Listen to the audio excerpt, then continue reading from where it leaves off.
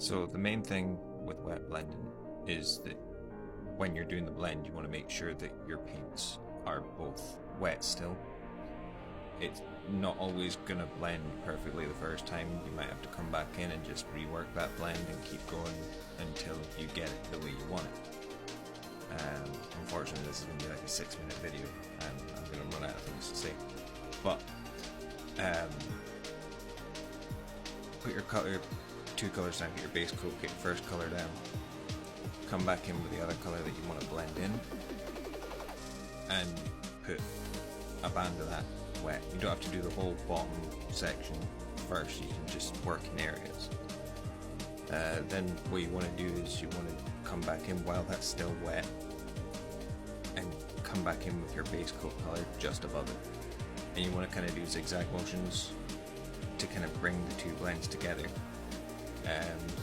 I find sometimes that in between doing the two colors, instead of keeping paint on your brush, if you're quick, you can rinse your brush off, take some of the water off, don't want it soaking wet, just damp, so that it's not like a totally dry brush, so you can keep that point, and just use the clean damp brush in between your blends just to bring it back together, so that way you're not trailing one color further into another, you're just kind of working with that bit in the middle.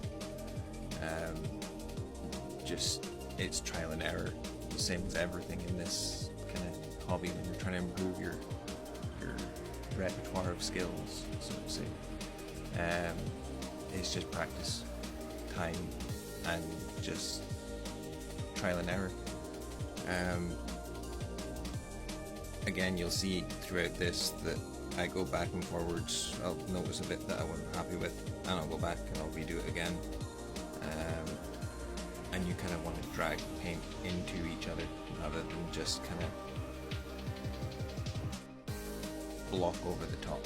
That's why I tend to use a damp, clean brush in between, just to help drag with those zigzag or line patterns, just to pull them into each other.